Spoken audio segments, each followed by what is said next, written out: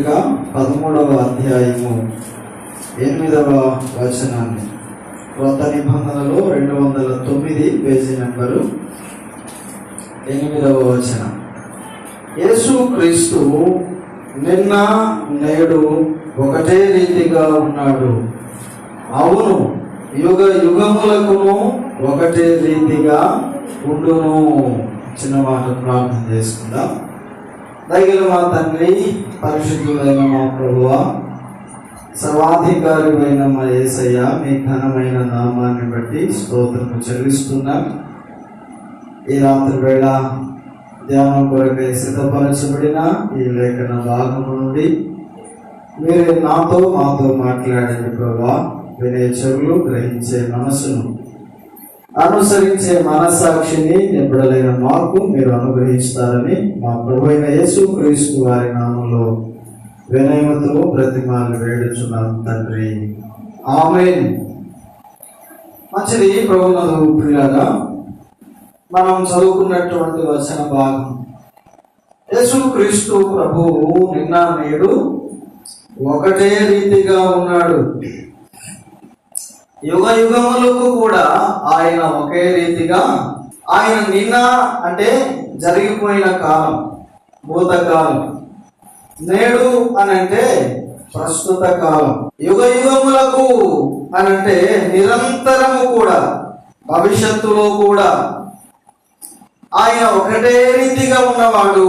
భూత, వర్తమాన, భవిష్యత్తు కాలములలో, నిన్న నేడు రేపు ఇలాగ చెప్పుకుందాం. ఆయన నిరంతరం ఎలా ఉన్నాడట?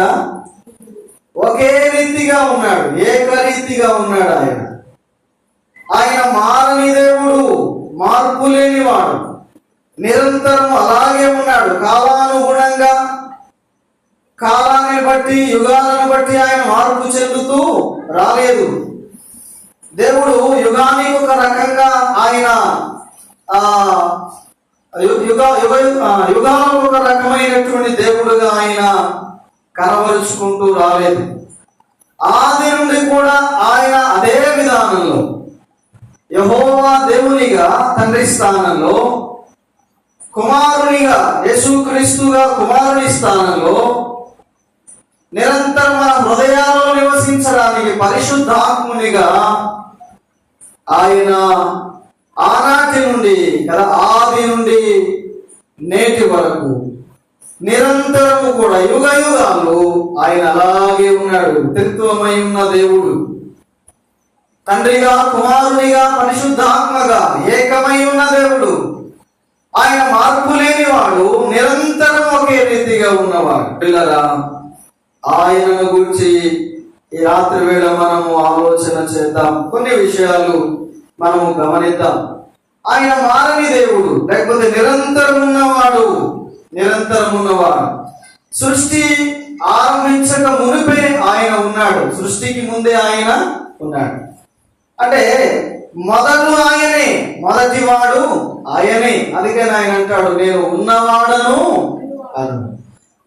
మనము ఈ సృష్టిలో ఉనికి లేకుండా ఉన్నప్పుడే, విషమంతైనను లేకముందే యేసుక్రీస్తు ప్రభువు ఉన్నాడు, దేవుడు ఉన్నాడు.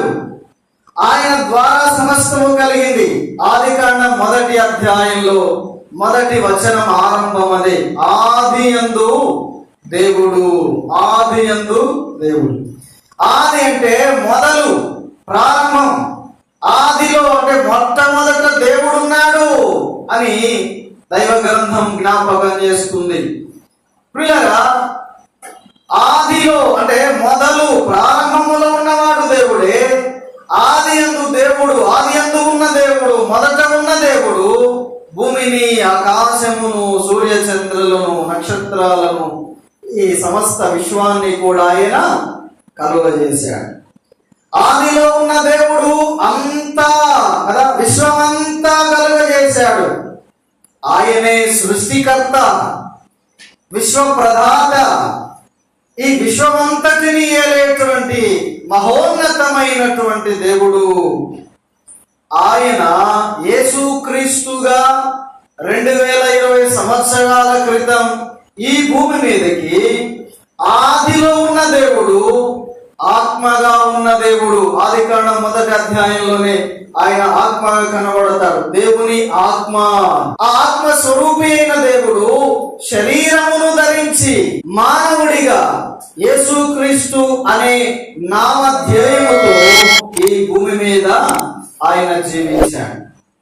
ఈ భూమి మీద ఆయన జన్మించాడు మానవుడిగా. ఎందుకు అనంటే సర్వ మానవాళిని వారి పాపముల నుండి విమోచించి వారిని పవిత్రులుగా చేసి పరలోకములోనికి ప్రవేశింపచేయడానికి, దేవునితో మానవుని సమాధానపరచడానికి మానవుడిగా దేవుడు దిగి వచ్చినటువంటి ఆ సందర్భమే యేసుక్రీస్తు పుట్టుక.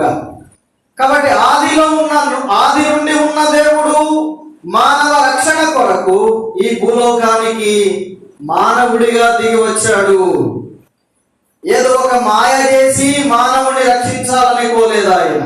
మానవుడుగా తానే వచ్చి మానవుల కొరకు మరణమైపోయి ఆ మరణాన్ని జయించి తిరిగి లేచి మృత్యుంజయుడై మరణము నుండి విమోచించి మరలా మోక్ష భాగ్యమును మనుషులకు ఇవ్వడానికి దేవాతి దేవుడు మానవునిగా ఈ లోకానికి దిగి వచ్చాడు. ఆయన పేరే యేసుక్రీస్తు ప్రభు. ఆయనను గురించి ఇక్కడ భక్తులు జ్ఞాపకం చేస్తూ ఏమంటున్నాడు? హెబ్రీయులకు రాసిన పత్రిక 13వ అధ్యాయము 8వ వచనం మనం చూస్తుండగా, ఆయన యేసుక్రీస్తు నిన్న నేడు ఒకటే రీతిగా ఉన్నాడు, అవును యుగ యుగములకు ఆయన ఒకటే రీతిగా ఉండును. నిన్న భూతకాలం, నేడు ప్రస్తుతం, యుగ యుగములు అంటే భవిష్యత్తులో కూడా సదాకాలం ఆయన ఉన్నాడు. పిల్లగా అయితే ఆయన ఇన్ని కాలాలలో, భూత వర్తమాన భవిష్యత్తు కాలాలలో ఎలాగూ ఉన్నాడో తన ఉనికిని ఆయన అనేక సార్లు అనేక విధాలుగా చాటుకున్నాడు. తాను ఉన్నాను అని మోషే, భక్తుడైన మోషేతో చెప్పాడు, మోషే ఇదిగో నేను ఉన్నవాడను అనువాడను. అబ్రహాముతో చెప్పాడు, నేను సర్వశక్తి గల దేవుడను. తాను ఆయన అనేక సార్లు తానెవరో బయలుపరుచుకుంటూ వచ్చాడు. ప్రియులారా, ఆ నిరంతరం ఉన్న దేవుడు, ఒకటే రీతిగా ఉన్న దేవుడు, మార్పు లేని ఆ మారని దేవుడు ఎలా ఉన్నాడో ఇన్ని కాలాలలో ఆయన గురించి ఒక 7 సంగతులను ఈ రాత్రి వేళ మీ ముందుంచాలని ఆశిస్తూ ఉన్నాను. నిరంతరం ఉన్న దేవుడు, నిన్న నేడు నిరంతరం ఉన్న దేవుడు ఎలా ఉన్నాడు? ఆయన ఒకటే రీతిగా ఉన్నాడు. ఆ ఒకే రీతిగా ఎలా ఉన్నాడో, ఒకే రీతిగా ఉన్న విధానంలో ఆయన ఎన్ని రకాలుగా మనకు ప్రత్యక్షపరచబడ్డాడో బైబిల్ గ్రంథంలో మనము జ్ఞాపకం చేసుకుందాం. ప్రియులారా, చూడండి, నెహెమ్యా గ్రంథము 9వ అధ్యాయం, నెహెమ్యా గ్రంథము 9వ అధ్యాయము 5వ వచనం, 407 పేజీ నంబర్ పాత నిబంధనలో నెహెమ్యా గ్రంథము 9వ అధ్యాయము 5వ వచనం. అప్పుడు లేవీయులైన యేషువ, కద్మీయేలు, బానీహాష్బయ, షెరబ్య, హోదియా, షెబన్య, పెతాహ్య అనువారు నిలువబడి, నిరంతరము మీకు దేవుడై ఉన్న యెహోవాను స్తుతించుడి అని చెప్పి ఇలాగూ స్తోత్రము చేసిరి. సకల ఆశీర్వచన స్తోత్రములకు మించిన నీ ఘనమైన నామము స్తుతింపబడునుగాక. ప్రియులారా, నెహెమ్యా కాలంలో ఒక గొప్ప ప్రక్షాళన జరుగుతూ వచ్చింది. అన్య జనులను ఇశ్రాయేలు ప్రజలు వివాహమాడుట ద్వారా ఆ కలుషితమైనటువంటి ప్రజలను పవిత్రపరచడానికి పూనుకున్న ఒక గొప్ప కార్యం అది. 9వ అధ్యాయం 2వ వచనం, ఇశ్రాయేలీయులు అన్యజనుల అందరిలో నుండి ప్రత్యేకింపబడిన వారై నిలువబడి తమ పాపములను, తమ పితరుల పాపములను ఒప్పుకొనిరి. దేవుని సన్నిధిలో నిలువబడి ప్రత్యేకించబడిన వారై, వేరు చేయబడిన వారై, వారు నిలువబడి తమ పాపాలను ఒప్పుకుంటూ, వారి పితరులు చేసిన పాపములను ఒప్పుకుంటూ, వారు దేవుని ధర్మశాస్త్ర గ్రంథాన్ని చదువుతూ ప్రియులారా ఏం చేస్తున్నారు? ఆయనకు నమస్కరిస్తూ ఉండగా కొంతమంది లేవీయులు లేచి ఆ ప్రజలతో చెప్పారు, ఇలాగూ మీరు చెయ్యండి అంటూ. అదే మనం చదువుకున్నాం. ఆ మాటలో వారు ఏమన్నారంటే, నిరంతరము దేవుడై ఉన్న యెహోవా. దేవుని గూర్చి వారు ఏమని చెప్పారు? నిరంతరము దేవుడై ఉన్నాడు. ఆయన ఏమై ఉన్నాడు? నిరంతరం ఏమై ఉన్నాడు అనంటే దేవుడై ఉన్నాడు కదా. ప్రియులారా, నిన్న నేడు నిరంతరము ఒకటే రీతిగా ఉన్న దేవుడు, ఒకే రీతిగా ఉన్న దేవుడు ఎలా ఉన్నాడు? నెహెమ్యా గ్రంథంలో మనం చదివితే ఆయన నిరంతరము దేవుడై ఉన్నాడు కదా. ప్రియులారా, ఈయన దేవత్వము ఎంతవరకు అంటే అంతము లేదు. ఈయన పదవి, దేవత్వపు పదవి పోయేది, పదవీ కాలం అయిపోయేది లేదు. ఆయన దేవుడు, మొదట ఉన్నవాడు, చివరి వరకు ఉండేవాడు ఆయన. ఈయన దైవత్వము నిరంతరము నిలిచి ఉండేది. ఒక యుగములో ఈయన దేవుడిగా ఉండి మరొక యుగములో ఈయన దేవత్వమును కోల్పోయేవాడు కాదు.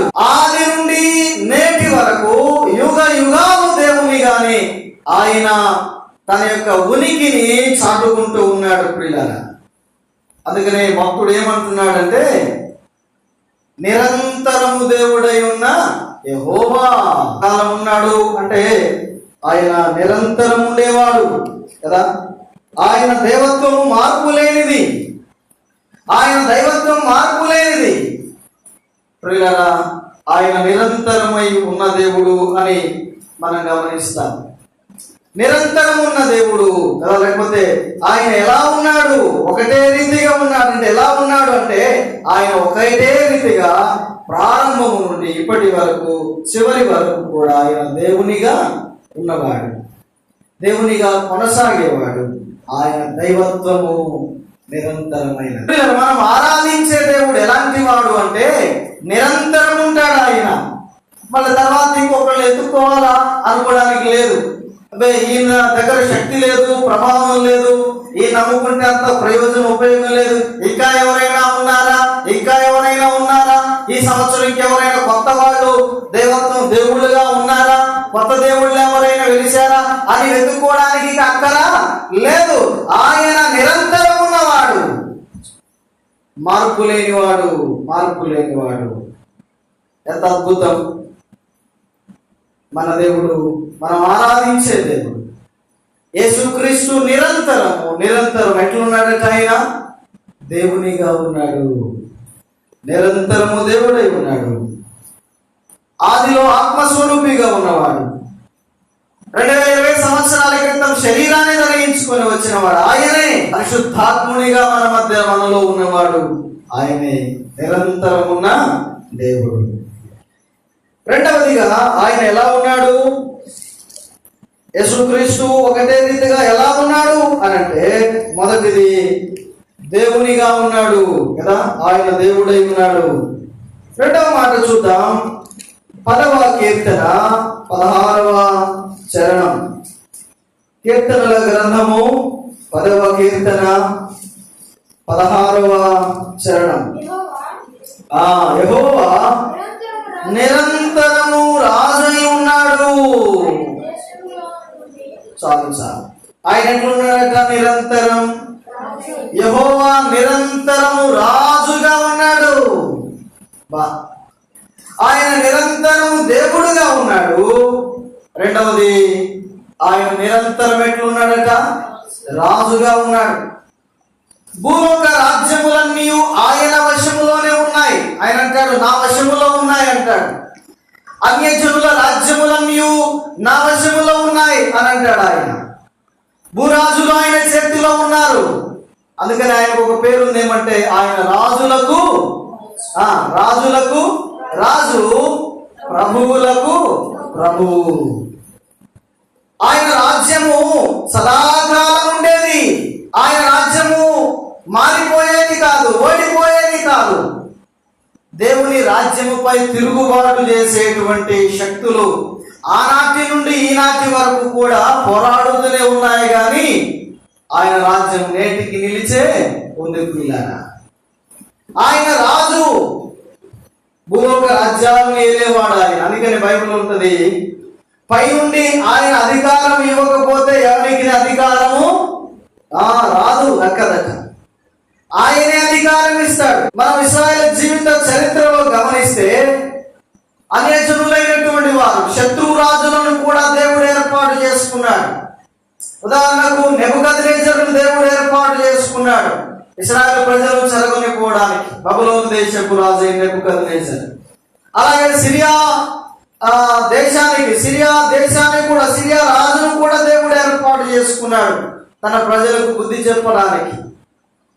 ఈ విధంగా ఆయన అనేక మందిని తనను ఏర్పాటు చేసుకున్నాడు, ఎన్నుకున్నవాడు. ఆయన రాజ్యం అన్నిటిపై అధికారము కలిగిన వాడు.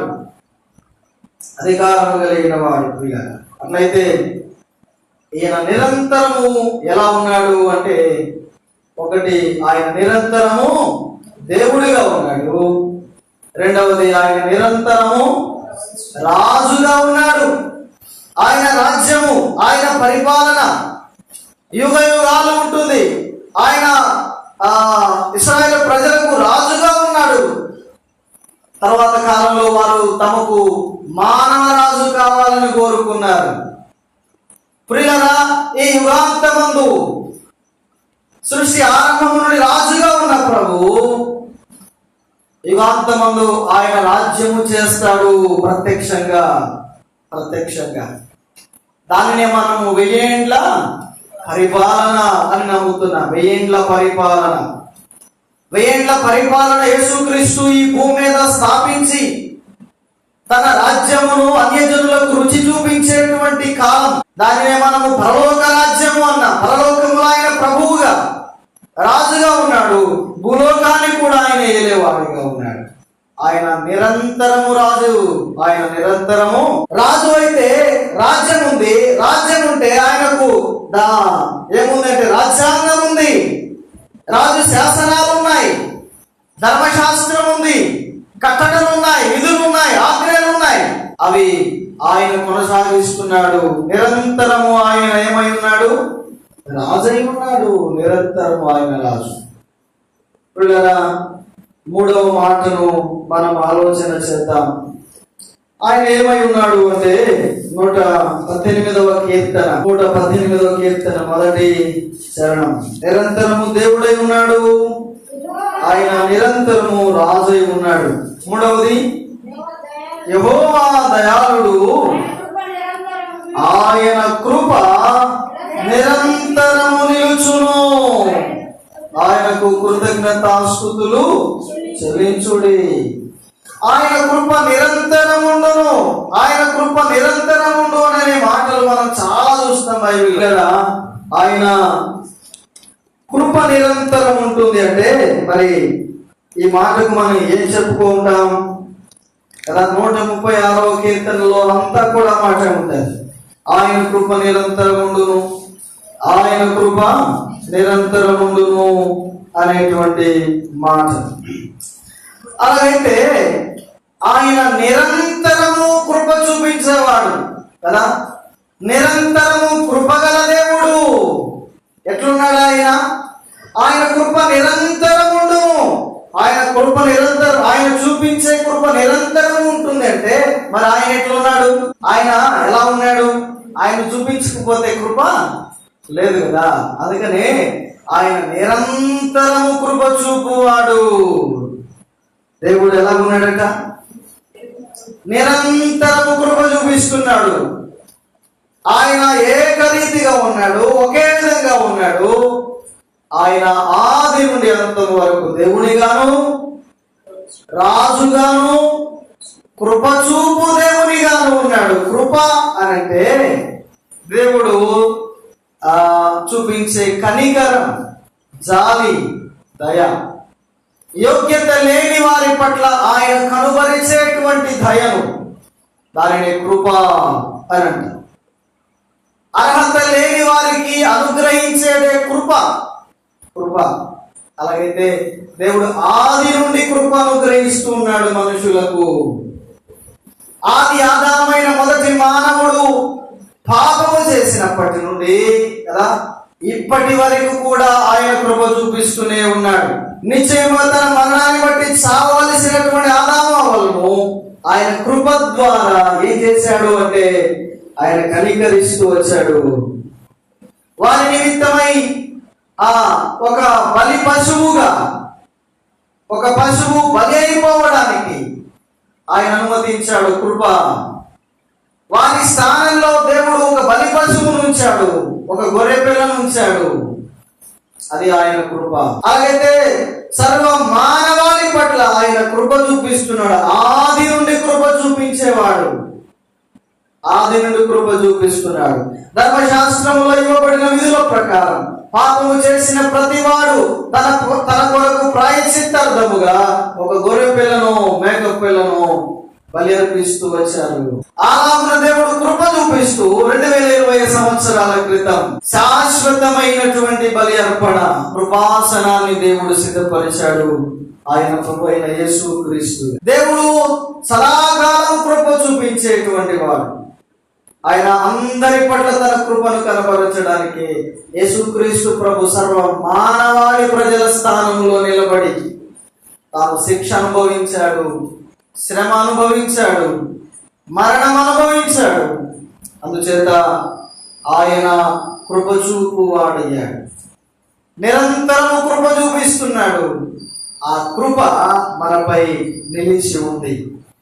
అందుకని ఆయన నిరంతరం కృప చూపించేవాడు. ఎఫెసీ పత్రిక 2వ అధ్యాయం అంటాడు, ఇది క్రియల వలన కలిగినది కాదు, కృప ద్వారా కలిగింది. మనం విశ్వాసము ద్వారా కృప చేతనే రక్షింపబడితిమి, కృప చేతనే రక్షింపబడితిమి. ఆయన కృప నిరంతరము నిలిచి ఉంది. నాటి నుండి నేటి వరకు మన పైన, మన కొరకు నిలిచి ఉంది. ఇదిగో మన తర్వాత వారి కొరకు కూడా ఆయన కృప నిలిచి ఉంది. ఆయన నిరంతరము కృప చూపించేవాడు, నిరంతరము కృప చూపే దేవుడు. ప్రియులారా, శ్రమల కాలంలో కూడా ఆయన కృపను చూపిస్తాడు. 1000 ఏళ్ల పరిపాలన ఆయన కృప మనకు అర్థమవుతుంది. ఆయన కృపా సత్య సంపూర్ణుడు, సంపూర్ణమైనటువంటి కృపగలవాడు.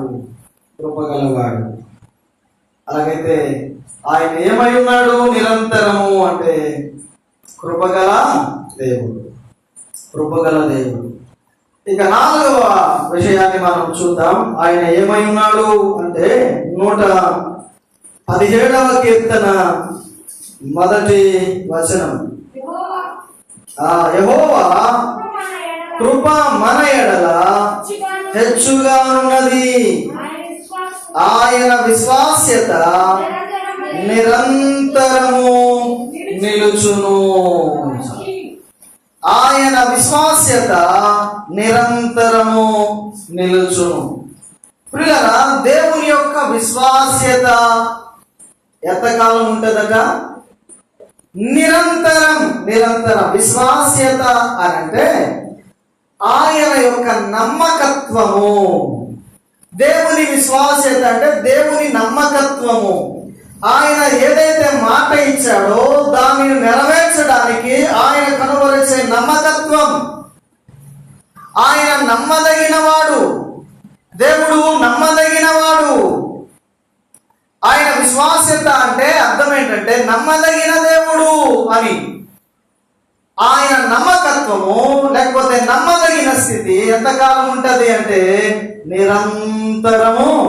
సాధారణంగా కొందరి వ్యక్తుల విషయంలో మనం అంటాం, వాళ్ళు పలానా వాళ్ళు అయితే చాలా నమ్మకమైన వాళ్ళు నమ్మదగిన వాళ్ళండి.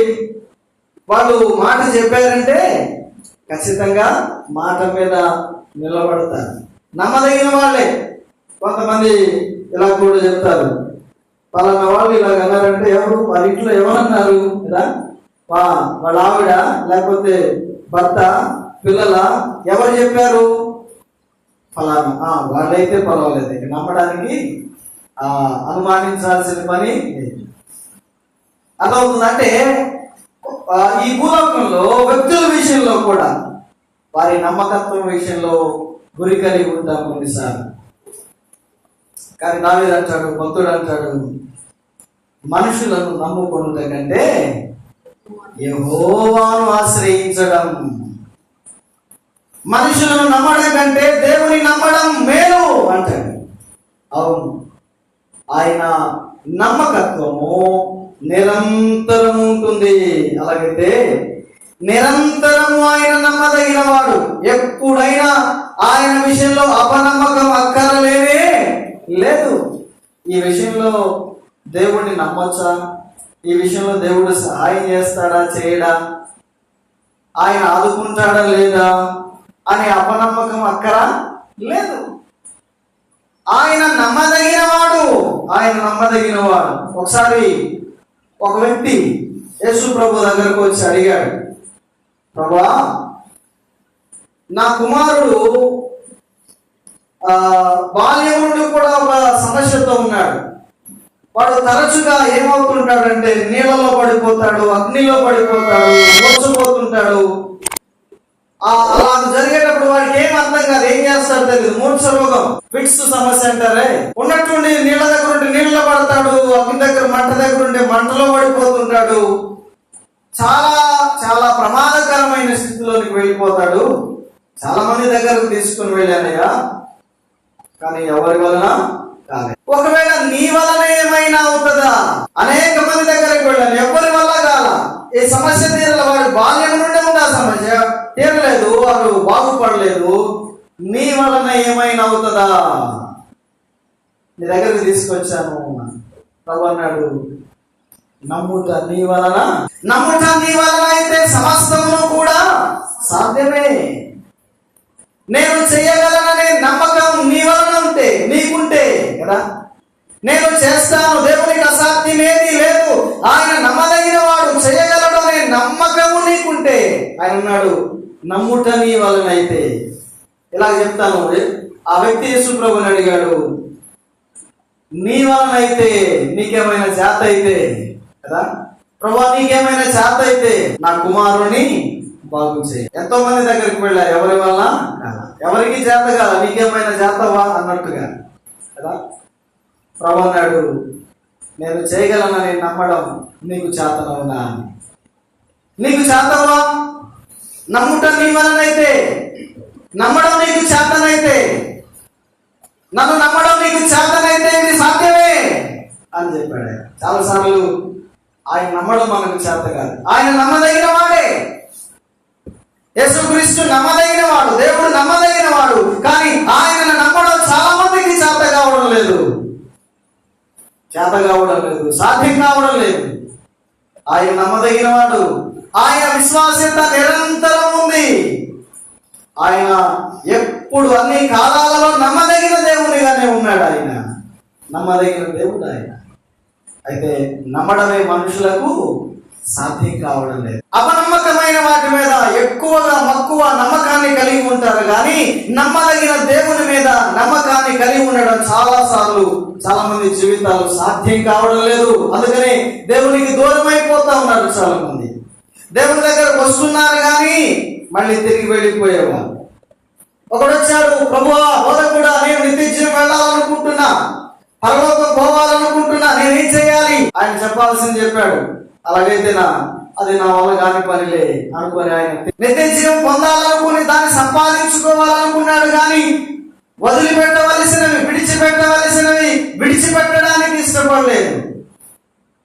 దేవుని రాజ్యంలో పరలోకంలో ఉండాలి, స్వర్గంలో ఉండాలి, దేవలోకంలో దేవునితో కూడా, భగవంతునితో కూడా ఆ బ్రహ్మాండమైనటువంటి జీవితాన్ని గడపాలని ఆశ ఉంది. కానీ ఈ లోక ఆశలను వదులుకోవడం సాధ్యం కావడం లేదు చాలా మందికి. పాపాన్ని మానుకోవడం, పాపాన్ని విడిచిపెట్టడం సాధ్యం కావడం లేదు. మోసపూరితమైన జీవితాన్ని వదులుకోవడానికి సాధ్యం కావడం లేదు. ఆ త్రాగుబోతుతనాన్ని విడిచిపెట్టడానికి, చెడు తలంపులను విడిచిపెట్టడానికి సాధ్యం కావడం లేదు చాలా మందికి. నమ్మదగిన దేవుడు, ఆయన నమ్ముకోదగిన సహాయకుడు, నిరంతరము నమ్మకమైన వాడు. కొందరు ఆయన నమ్మాము, నమ్ముతున్నాము, విశ్వసిస్తున్నామని ఆయన దగ్గరకు వస్తారు. కానీ నిజంగా వారిలో నిజమైన విశ్వాసము కాదు. అపనమ్మకస్తులుగా, విశ్వాసులుగా, నమ్మకమైన వారిగా నటించే వారిగా చాలా మంది ఉన్నారు. అలాంటి వారి జీవితాల్లో కార్యాలు దేవుడు చేయలేదు. ఆయన కొన్ని ప్రాంతాలకు వెళ్ళాడు. ఆయన వెళ్ళిన ప్రతి చోట గొప్ప గొప్ప అద్భుతాలు చేశాడు, సూచక క్రియలు చేశాడు, మహత్కార్యాలు చేశాడు.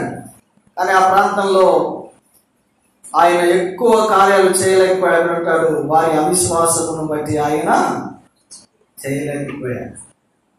వారి అపనమ్మకాన్ని బట్టి, వారి నమ్మకపోవడాన్ని బట్టి. ఎందుకు మన జీవితంలో దేవుడు కార్యాలు చేయడం లేదంటే మనము ఆయన నమ్మవలసినంతగా నమ్మడం లేదు కనుక. ఆయన నమ్మదగిన వాడే. దేవుడు ఇది చేయలేడా, దేవుడికి ఇది అసాధ్యమా? కొంతమంది నాతో అన్నాడు, అయ్యా దేవుడు కూడా వల్లగానే ఉంటాయి, దేవుడు కూడా వల్లగాని ఉంటాయి అని దయ్యాల దగ్గరకు పోయేవాళ్ళు కదా, వాటిని ఆశ్రయించేవాళ్ళు. దయ్యం గొప్పదా, దేవుడు గొప్పవాడా? వాళ్ళ అభిప్రాయం ఏంటి? దేవుడి కంటే దయ్యమే గొప్పదని. మరి దాన్ని నమ్మొచ్చుగా, మళ్ళీ అట్లా నమ్మరు. దయ్యాలు కళ్ళకు వస్తున్నాయి, పేడ కళ్ళలు వస్తున్నాయి. మరి దేవుడు కూడా సాధ్యం కాదు, దయ్యానికి సాధ్యం. కాబట్టి ఆయన నమ్మదగిన వాడు, ఆయన నమ్మదగిన వాడు. నిరంతరము ఎప్పుడు నమ్మొచ్చు ఆయన్ని? ఎప్పుడెప్పుడు నమ్మొచ్చు? ఏ కాలంలో నమ్మొచ్చు? ఏ పరిస్థితుల్లో నమ్మొచ్చు? అంటే అన్ని పరిస్థితులలో ఆయన దేవుని కంటే నమ్మదగిన వారు, విశ్వసింపదగిన వారు ఎవరు? ఆయన నిరంతరము నమ్మదగిన వాడిగా ఉన్నాడు. ఎట్లున్నాడు ఆయన? ఒకటి చెప్పండి. మొదటి ఎట్లున్నాడు ఆయన? నిరంతరం ఉన్న దేవుడు. ఎట్లున్నాడు? దేవునిగా ఉన్నాడు నిరంతరం. రెండవది, నిరంతరం ఆయన రాజుగా ఉన్నాడు కదా. మూడవది ఎట్లున్నాడు ఆయన? నిరంతరం ఆయన కృపగలవాడు. మనము తప్పిపోతున్నా, తొలగిపోతున్నా కదా, జారిపోతున్నా, అవిశ్వాస భూమిలో దిగిపోతున్నా ఆయన కృప చూపిస్తూనే ఉన్నాడు, ఆయన కనికరిస్తూనే ఉన్నాడు. అందుకంటాడు, ఆయన దీర్ఘ శాంతము తృణీకరిస్తావా? ఓ విశ్వాసి, దేవుడు దీర్ఘ శాంతము గలవాడే కృప చూపిస్తున్నాడు మన పట్ల. దాన్ని తృణీకారంగా చూస్తావా? దేవుడు ఏమి చేయలేడులే, మనం ఏం చేసినా దేవుడు ఏం చేయడు అని ఇష్టానుసారంగా విచ్చలవిడిగా ప్రవర్తిస్తావా? దేవుని కృపను నిరర్ధకము చేయవద్దు అంటుంది బైబిల్. దేవుని కృపను నిరర్ధకము ఆయన కృప చూపించేవాడు అని. ప్రియులారా, ఆయన దీర్ఘశాంతాన్ని, ఆయన కృపను తృణీకరించి తిరిగేవాడు. నాలుగవది, ఆయన ఎలాంటి వాడు? నిరంతరము నమ్మదగిన వాడు కదా. నిరంతరము ఆయన నమ్మదగిన వాడు. తర్వాత విషయాన్ని చూద్దాం. 5వ సంగతిని, రోమీయులకు రాసిన పత్రిక అపోస్తలుడైన పౌలు 9వ అధ్యాయం 5వ వచనం. రోమ పత్రిక 9వ అధ్యాయం 5వ వచనం. పితరులు వీరి వారు శరీరాన్ని బట్టి క్రీస్తు వీరిలో పుట్టెను. ఈయన సర్వాధికారి అయిన దేవుడై ఉండి నిరంతరము స్తోత్రార్హుడై ఉన్నాడు. సర్వాధికారి అయిన దేవుడై ఉండి, నిరంతరం ఆయన సర్వాధికారి అయిన దేవునిగా ఉండి ఎలా ఉన్నాడట? స్తోత్రార్హుడై ఉన్నాడు కదా. నిరంతరం స్తోత్రార్హుడై ఉన్నాడు. స్తోత్రార్హుడు అంటే స్తుతులకు, ఆరాధన, స్తుతి చేయుట, పొగడుట, ఘనపరచుట, హెచ్చించుట, సాగిలపడుట మ్రొక్కుట, వీటన్నిటికీ ఆయన అర్హుడు. ఎవరి ఎదుటైనా సాగిలపడాలి అంటే ఆయన అర్హుడు. ఎవరి పాదాలు పట్టుకోవడానికి కదా,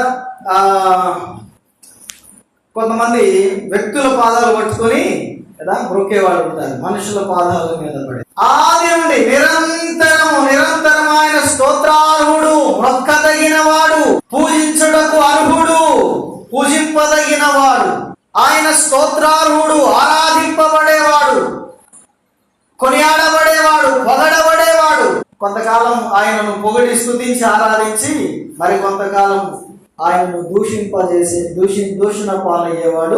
ఆయన ఎప్పుడు స్తుతించవచ్చు? కీర్తనలో మనం చూస్తాం, సూర్యోదయం మొదలుకొని సూర్యాస్తమయం వరకు ఆయన నిరంతరము స్తుతి నొందదగిన వాడు. దేవుని నామాన్ని స్తుతించడం మంచిది అంటాడు. మంచిది. ఆయన స్తుతించుట మంచిది. ఆయన స్తుతి నొందదగిన వాడు. నిరంతరము ఎట్లున్నాడట ఆయన? స్తోత్రార్హుడు. పరలోకములో స్తుతింపబడుతున్నాడు, భూలోకములో మానవుల చేత స్తుతింపబడుతున్నాడు. ప్రియులారా, అంతమందు నిత్యత్వములో కూడా ఆయన స్తుతింపబడేవాడు. ఈ యుగాంతం అయిపోయిన తరువాత ఈ భూమి ఇలాగే ఉండిపోదు సుమా, మేము భూమి మీద ఇలాగే ఉండిపోతాం, శిలాగే ఉండిపోతాం అని అనుకోవడానికి ఎవరికి అవకాశం లేదు. బైబిల్ చెప్తుంది, ఇప్పుడున్న ఈ భూమి ఆకాశము ఏమైపోతాయట? గతించిపోతాయి. మికటమైన వేండ్రము చేత లయమైపోతాయి. భూమి ఆకాశం అగ్ని చేత కాల్చబడతాయి. వాటికి శాస్త్రవేత్తలు చెప్తున్నారు, ఏమవుతుంది? భూమి అంతానికి సమీపంగా ఉంది, కాలిపోవడానికి సిద్ధంగా ఉంది. ఏదో ఒక శకలం, ఒక గ్రహం కదా, గ్రహ శకలం భూమి మీద పడిపోయి ఇది కాలిపోయి నాశనమైపోవడానికి సిద్ధంగా ఉంది. భూమి అంతమైపోవడానికి సిద్ధంగా ఉంది. శాస్త్రవేత్తలు పేపర్లో వాళ్ళు చేసే ప్రకటనలు మనం చూసుకున్నప్పుడు బైబిల్ ఎప్పుడో చెప్పింది, ఈ భూమి ఏమైపోతుందట? కాలిపోతుంది, లయమైపోతుంది, అని బూడిదైపోతుంది. ఆకాశము కనబడది, ఆకాశం లయమైపోతుంది. దాన్ని చాపలాగా చుట్టేస్తాడట దేవుడు. భూమి ఆకాశం గతించిపోతాయి. యుగాంతము జరుగుతుంది. ఆ తర్వాత నిత్యత్వము. పాతాళానికి వెళ్ళేవారు పాతాళానికి వెళ్ళిపోతారు, అగ్నిగుండానికి. పరలోకానికి వెళ్ళేవారు ప్రభుతో కూడా ఉండేవారు, ప్రభుతో నిత్యము ఉంటారు. అక్కడ ఆ పరలోకములో నిత్యత్వంలో ప్రభు సన్నిధిలో ఏం చేస్తారు అంటే యుగ యుగాలు ఆయనను ఆరాధిస్తూనే ఉంటారు. అందుకనే ఆయన స్తోత్రార్హుడైన దేవుడు కదా, నిరంతరం స్తోత్రార్హుడై ఉన్నాడు. ఆయన ఎల్లవేళలా స్తోత్రార్హుడైపోయాడు. ఎవరున్నారు ఈ భూలోకంలో నిరంతర స్తోత్రార్హులు? సృష్టి ఆరంభం నుండి కదా యుగాంతం వరకు కూడా, యుగాంతము తర్వాత కూడా ఆరాధింపబడే వాళ్ళు ఎవరున్నారు? ఆయన ఒకటి ఆరాధనకు యోగ్యుడు. ప్రతి వారి మోకాలు ఆయన నామమున, ఆయన సన్నిధిలో, ఆయన ఎదుట ఏమవుతుందట? వంగిపోతుంది. ప్రతి ఒక్కరు ఆయన ఎదుట మోకాళ్ళేసి గడగడ వరకు ఆయన ఆరాధించేవారే, ఆయన ఎదుట సాగిలపడాల్సిందే. సకల దేవతలు కూడా ఆయన ఎదుట మోకరిల్లి ఆయనను ఆరాధించేవారే, ఆయనను ఆరాధించేవారు. కాబట్టి ఆయన ఏమై ఉన్నాడు అంటే నిరంతరము ఆయన స్తోత్రార్హుడు, స్తుతింపబడేవాడు, ఆరాధింపబడేటువంటి దేవుడు. ఆరవదిగా ఆయన ఏమై ఉన్నాడు చూద్దాం. చూడండి, హెబ్రీయులకు రాసిన పత్రిక 6వ అధ్యాయం. హెబ్రీయులకు రాసిన పత్రిక 6వ అధ్యాయం, హెబ్రీ పత్రిక 6వ అధ్యాయం 20వ వచనంలో, నిరంతరము మెల్కీసెదెకు క్రమము చొప్పున ప్రధాన యాజకుడైన యేసు అందులోనికి మనకంటే ముందుగా మన పక్షమున ప్రవేశించెను అన్నాడు. ఇక్కడ ఏమంటున్నాడు అంటే నిరంతరము మెల్కీసెదెకు క్రమము చొప్పున ఆయన ఎట్లున్నాడట? యాజకునిగా ఉన్నాడు, ప్రధాన యాజకునిగా ఉన్నాడు. నిరంతర యాజకత్వం. పాత నిబంధనలో ధర్మశాస్త్రం ప్రకారంగా ఇశ్రాయేలీయులు వారు నియమితులైనటువంటి యాజకులు వారు కొన్ని సంవత్సరాలు, కొన్ని ఏండ్లు వారు యాజకత్వాన్ని చేసి మృతి నొందేవారు. మరలా ఆ స్థానంలో మరొక యాజకుడు వచ్చేవారు. అలా యాజకులు మారుతున్నారు, యాజకత్వం మారిపోతుంది. నిరంతరము యాజకులుగా ఎవరు లేరు. కానీ దేవాది దేవుడు మానవుడిగా ఈ భూలోకానికి వచ్చి ఆయన నిరంతరము యాజకుడుగా ఉండడానికి సిద్ధపడ్డాడు. ఆయన యాజకత్వం నిరంతరమైనది. ఇంకా ఆయన యాజకత్వంలో మార్పు లేదు, ముగింపు లేదు. ఆయన ఎప్పటికీ యాజకుడే. యాజకుడు అని అంటే, యాజకుని పని ఏంటి అంటే ప్రజల పక్షముగా ప్రభు దగ్గర మనవి చేసేవాడు. ప్రజల పక్షంగా దేవుని దగ్గరకు వెళ్ళి విన్నపాలు తెలియజేసేవాడు. వారి అపరాధముల విషయమై, వారి ఆశీర్వాదము నిమిత్తమై దేవుని దగ్గర విజ్ఞాపన చేసేవాడు, మొరపెట్టేవాడు. వారి పాప క్షమాపణ కొరకు ప్రాధేయపడేవాడు. యాజకుడు. అలాగైతే మన ప్రభు యేసుక్రీస్తు ప్రభు నిరంతర యాజకుడు. ఆయన నిరంతరం యాజకుడుగా ఉన్నారు. యోహాను రాసిన మొదటి పత్రికలో 2వ అధ్యాయంలో మనం గమనిస్తే మన కొరకు పరలోకములో ఉత్తరవాది ఉన్నాడు. యేసుక్రీస్తు అనే ఉత్తరవాది. ఆయన మన పక్షముగా నిలిచి విజ్ఞాపన చేస్తున్నాడు. నిరంతరం విజ్ఞాపన చేస్తున్నాడు, యాజకత్వం చేస్తున్నాడు. ఆయన యేసుక్రీస్తు ప్రభు ఆయనందు విశ్వాసం ఉంచిన వారి పక్షంగా, ఆయనందు నమ్మకం ఉంచిన వారి పక్షంగా, ప్రియులారా, ఎవరైతే ఆయన నమ్మి విశ్వసించి విధేయులై ఆయన వెంబడిస్తున్నారో వారి పక్షముగా ఆయన విజ్ఞాపన చేస్తున్నాడు. వారి పాపములను ఆయన క్షమిస్తూనే ఉన్నాడు, అపరాధాలను క్షమిస్తున్నాడు. ఆయన నిరంతర యాజకత్వం. ఎట్లున్నాడు? ఆయన నిరంతరము యాజకుడిగా ఉన్నాడు. కాబట్టి ఇంకా వేరొక యాజకుని దగ్గరకు వెళ్ళాల్సిన అవసరం లేదు, వేరొక యాజకుని నియమించుకోవాల్సిన అవసరం లేదు. ఈ భూలోకంలో మారుతున్న యాజకులతో పని లేదు.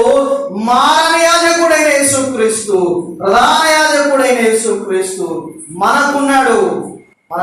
నిరంతర యాజకుడైన యేసుక్రీస్తు మన పక్షంగా నేటికి ఎప్పటికి కదా, ఎప్పటికీ ఆయన విజ్ఞాపన చేస్తూనే ఉన్నాడు. మన ప్రభు మన ప్రధాన యాజకుడు. అందుకంటాడు మనకు ఒక ప్రధాన యాజకుడు ఉన్నాడు, మన కొరకు ఒక ప్రధాన యాజకుడు ఉన్నాడు అంటాడు. ఆయన ప్రభు అయిన యేసుక్రీస్తు. కాబట్టి మన ప్రధాన యాజకుడు ఆయన నిరంతరం ఉండేవాడు. ఆఖరి మాట మనం చూసి ముగిద్దాం. 7వ అధ్యాయం, హెబ్రీయులకు రాసిన పత్రిక 7వ అధ్యాయం 25వ. ఈయన తన ద్వారా దేవుని యొద్దకు వచ్చు వారి పక్షమున విజ్ఞాపన చేయుటకు నిరంతరము జీవించుచున్నాడు.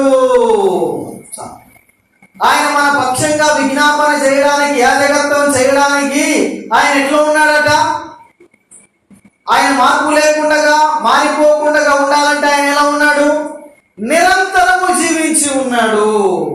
అట్లయితే ఆయన యేసుక్రీస్తు ఒకటే రీతిగా ఎట్లా ఉన్నాడంటే నిరంతరము జీవించే ఉన్నాడు. ఆయన జీవించువాడు. అందుకని ఆయన ప్రకటన గ్రంథంలో తను ప్రత్యక్షపరుచుకుంటూ సంఘాలకు చెప్తాడు, నేను మృతుడనైతిని గాని యుగ యుగములు సజీవుడిగా. ఆయన ఈ భూలోకంలో మానవ పాప పరిహారము కొరకే శరీరాన్ని ధరించుకొని వచ్చి మరణించి మృతి పొందాడు, సమాధి చేయబడ్డాడు. అదే సమయంలో ఆయన తిరిగి లేచాడు. నిరంతరము జీవిస్తున్నాడు. నేను మృతుడనైతిని కానీ ఇదిగో యుగాయుగములు నేను జీవిస్తున్నాను. నిరంతరము జీవించువాడు యేసుక్రీస్తు ప్రభు. ఆయన చనిపోయి సమాధిలోనే ఉండిపోలేదు, ఆయన తిరిగి లేచాడు. ఈ లోకంలో చాలా మంది దేవుళ్ళుగా చెప్పబడేవాళ్ళు, వారు చనిపోయారు, కాలగర్భంలో కలిసిపోయారు. కానీ మన ప్రభు యేసుక్రీస్తు ఆయన తిరిగి లేచాడు. ఆయన సమాధి నేటికి ఖాళీగానే ఉంది, సజీవంగా ఆయన సమాధి ఇప్పటికి ఖాళీగానే ఉంది. ప్రియులారా, యేసుక్రీస్తు ఆయన తిరిగి లేచి సజీవుడిగా ఇప్పుడు ఎక్కడ ఉన్నాడంటే పరలోకంలో మన కొరకై ఆయన మన పాపమును క్షమించడం కొరకై యాజకుడిగా యేసుక్రీస్తు ప్రభు ఎట్లున్నాడు అంటే ఆయన నిరంతరము జీవించువాడు. అందుకే జీవానికి అధిపతి, జీవాధిపతి అని ఆయన జీవించుచున్నాడు కనుక ఆయన జీవించుట చూడగా మనల్ని కూడా ఏం చేస్తాడు ఆయన? ఇదిగో నేను నీకు ఏమన్నాడు? నిత్య జీవమును ఇచ్చుచున్నాను. నా గొర్రెలు నా స్వరం వింటాయి, అవి నన్ను వెంబడిస్తాయి, నేను వాటికి నిత్య జీవాన్ని ఇస్తాను అని. ఎవరైతే ఆయన విశ్వాసం ఉంచుతారో వారికి ఆయన నిత్య జీవం, నమ్మిన వారందరికీ ఆయన నిత్యము జీవించి ఆయన జీవించుచున్నాడు కనుక ఆయన జీవించుట చేత మనము కూడా జీవించేవారిగా, మనము కూడా యుగ యుగాలు జీవించేవారిగా ఆయనతో పాటు జీవింపజేస్తున్నాడు. పిల్లల మనం నమ్మినప్పుడు, మనం ఆరాధించే ప్రభు, మనము సేవిస్తున్నటువంటి ప్రభు ఆయన నిరంతరం జీవిస్తున్నాడు. ఆయన జీవించుచున్నాడు కనుక ఇంకెప్పుడు ఆయన మారవలసిన అవసరం లేదు, మార్పు చెందవలసిన అవసరం లేదు, ఆ స్థానంలో మనకు రావాల్సిన అవసరం. యేసుక్రీస్తు నిన్న నేడు యుగయుగాలకు ఒకటే రీతిగా ఉన్నాడు. ఎలా ఉన్నాడు? ఆయన నిరంతరము దేవుడుగా ఉన్నాడు. రెండవది, నిరంతరం ఆయన రాజుగా ఉన్నాడు. మూడవది, ఆయన నిరంతరము కృపచూపు దేవునిగా ఉన్నాడు కదా. నాలుగవది ఎట్లున్నాడు ఆయన? నాలుగవదిగా నమ్మదగిన వానిగా ఉన్నాడు కదా. నాలుగవది నమ్మదగిన వానిగా ఉన్నాడు. 5 ఎట్లున్నాడు ఆయన? స్తోత్రార్హుడై ఉన్నాడు. నిరంతరము స్తోత్రార్హుడు, ఆరాధింపబడేవాడు, పూజింపబడే. 6వదిగా ఎట్లున్నాడు ఆయన? యాజకునిగా ఉన్నాడు నిరంతరం. 7వది, ఆయన నిరంతరము జీవించుచు ఉన్నాడు. జీవము గల దేవుడు ఆయన, సజీవుడు. ఆయన నోరు నుండి మాట్లాడేవాడు, చెవు నుండి వినేవాడు, జీవం గలవాడు. చనిపోయిన వాళ్ళ దగ్గర చెవు దగ్గర కూర్చొని ఎంత ఏడ్చినా వాళ్ళకి వినపడుతుందా? ఎంత మనం దొర్లాడి పొర్లాడి ఏడ్చినా ఏమైనా వినపడుతుందా? నువ్వు సంపాదించిన సొమ్ము ఎక్కడో పెట్టిపోయా, ఒక మాటన్నా చెప్పిపోలేదు అని మనం అడిగిన ఏమన్నా చెప్తారు? ఆ నోట్లు ఎక్కడ దాచిపెట్టావు, ఒక మాటన్నా చెప్పలేదే నాతో అని గిలగల తన్నుకులాంటి ఏమన్నా లేచి అలా చెప్పి మళ్ళీ అనుకుంటారా? ఏమీ వినపడదు, ఏమీ కనబడదు. వాళ్ళు చనిపోయిన తర్వాత అన్ని ఆర్భాటాలు చేసి ఎంత ఖర్చు పెట్టి బ్రహ్మాండంగా ₹1,00,000 ఖర్చు పెట్టి ధ్యానం చేసినంత మాత్రం, లేకపోతే ఆ సమాధి కార్యక్రమం, లేకపోతే ఆ భూస్థాపన ఆ కార్యక్రమం చేసినంత మాత్రం వాళ్ళు ఏమన్నా చూస్తారా? ఏమీ తెలియదు. చనిపోయిన వానికి ఏమీ తెలియదు. భూలోకం దగ్గర సంబంధం. వారి కన్ను నుండి చూడలేరు, వాళ్ళకు చెవులు ఉంటాయి కానీ వినబడదు, నోరు ఉంటుంది కానీ మాట్లాడరు కదా, ముక్కుంటది కానీ శ్వాస పీల్చలేరు, కాళ్ళు ఉంటాయి కానీ లేచి నడవలేరు, చేతులు ఉంటాయి కానీ మనం ఏడుస్తుంటే వాళ్ళు మన కన్నీళ్లు తొడవలేరు కదా. ఎందుకని? నిర్జీవంగా పడి ఉన్నారు వాళ్ళు, జీవము లేదు. కానీ పిల్లలు, మన ప్రభువు అయిన యేసుక్రీస్తు ఎలాంటి వాడు? ఆయన జీవము గలవాడు, ఆయన కన్ను నుండి చూసేవాడు. అందుకే హాగర్ ఉంది, నీవు చూచుచున్నా. ఆయన చెవు నుండి వినేవాడు. యెషయా గ్రంథంలో అంటాడు, రక్షింపనేరకు ఉండునట్లు నా చేతులు కృచ్చగాలేదు, నేను వినకుండా ఉండేందుకు నా చెవులేమి మందంగా లేవు. ఆయన చెవులున్నాయి, వింటాడు, చేతులున్నాయి, ఆయన రక్షించగలడు, ఆయన పని చేస్తాడు, ఆయన కార్యము జరిగిస్తాడు. ఆయన పాదములు కాళ్ళుని నడిచే దేవుడు, నోరుని మాట్లాడేవాడు, ఆయనకు మనసుంది, కనికరపడేవాడు, కన్నీరు దాచేవాడు, జారిపడేవాడు, పశ్చాత్తాపడు, సర్వము స్పందించువాడు, సజీవుడు. అందుకనే మనం ఆరాధించే దేవుని విషయంలో మనం ఎంత ధైర్యంగా ఆనందంగా ఉండడానికి కారణం ఏంటంటే మన ప్రభువు ఎలాంటి వాడు? జీవము కలిగిన దేవుడు. ఎంతకాలం మనుషులు ఈ భూమి మీద ఎంతకాలం జీవించి ఉంటారు? కొద్ది కాలం కదా, కొద్ది కాలం. మానవుని ఆయుష్ 100 ఏళ్ళు, అది కూడా ప్రస్తుత కాలం తగ్గించబడినట్లుగా ఒక 70-80 సంవత్సరాలు, 60 సంవత్సరాలు, ఇంకా కొంచెం ముందుకు పెడితే క్షణభంగురం, నీటి మీద బుడగ లాంటిది, ఆవిరి లాంటిది, ఎప్పుడు ఏం జరుగుతుందో తెలియదు. గడ్డి పువ్వు లాంటిది అన్నాడు భక్తుడు. గడ్డి పువ్వు లాంటి ఉదయం బాగా వికసిస్తుంది, సాయంత్రం వాడిపోయి రాలిపోతుంది. గడ్డి ఎండును, పువ్వు వాడిపోవును. అట్లాంటి పరిస్థితి మన జీవితాలు. ఎప్పుడు ఏం జరుగుతుంది? క్షణమంగురం, క్షణమంగురం. శాశ్వతమైన జీవాన్ని, నిత్య జీవాన్ని, చనిపోయినను జీవించే భాగ్యాన్ని ప్రభు అన్నాడు. ఆయన విశ్వాసం నుంచి వాడు ఎన్నటికీ చనిపోడు. ఒకవేళ చనిపోయినను తిరిగి బ్రతుకుతాడు, తిరిగి జీవిస్తాడు. అంటే యుగ యుగాలు జీవించాడు. దేవునితో కూడా ఉండడమే ఆ జీవితం. వీళ్ళ ఆ జీవితాన్ని ప్రభు మనకిచ్చాడు. ఆయన నమ్మిన బిడ్డలమైన మనకిచ్చాడు. ఆ నిరీక్షణ మనకు ఉంది. మన ప్రభు నిరంతరం ఉన్నవాడు, నిరంతరం ఉన్నవాడు. కాబట్టి ఆ నిరంతరము జీవించుచున్న దేవుని మనం కలిగి ఉన్నాం. ధైర్యంగా ఉందాం. ఆయన నమ్మదగిన వాడు, విశ్వాసత గలవాడు, కృప చూపించే దేవుడు, ఆరాధింపబడేవాడు. అనుదినము మనం ఆయన ఆరాధించాలి కదా. ఆరాధనకు యోగ్యుడు, కృపగలవాడు, రాజు. అటు దేవుణ్ణి మనం సేవిస్తూ మన బ్రతుకు దినముల్లో మనం ఆయనకు కృతజ్ఞులమై ఉందాం. ప్రభు ఈ తలంపులు మనందరి వినికిడికై ఆశీర్వదించును గాక. ఆమేన్. ఈ వీడియో మీకు నచ్చినట్లయితే లైక్ చేయండి మరియు షేర్ చేయండి. సబ్స్క్రైబ్ చేయడం మాత్రం మర్చిపోకండి. సబ్స్క్రైబ్ బటన్ పక్కనే ఉన్నటువంటి గంట సింబల్ కూడా మీరు నొక్కండి. అప్పుడు మాత్రమే మేము అప్లోడ్ చేసే ప్రతి కొత్త వీడియో నోటిఫికేషన్ ద్వారా మీకు అందుతుంది. Thank you for watching.